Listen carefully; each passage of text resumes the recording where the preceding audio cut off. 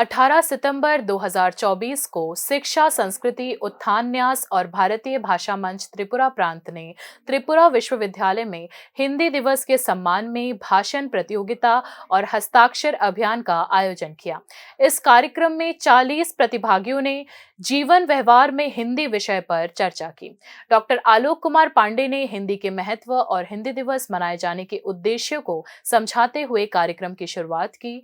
Doctor Kalicharan Jha ने न्यास द्वारा आयोजित भाषण प्रतियोगिता और स्वभाषा में हस्ताक्षर के अतिरिक्त सृजनात्मक लेखन अथवा निबंध प्रतियोगिता, स्वभाषा में नाम पट्टिकाओं का लेखन अभियान और एक दिवसीय वेब सेमिनार सहित आगामी गतिविधियों की श्रृंखला को रेखांकित किया।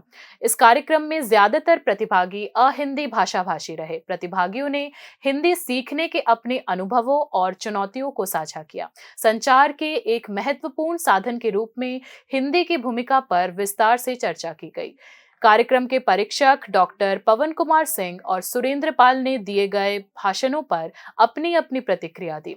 कार्यक्रम का समापन डॉक्टर विश्वबंधु ने न्यास के कार्यों का विवरण देते हुए किया और डॉक्टर मनोज कुमार मौर्य ने धन्यवाद ज्ञापन किया।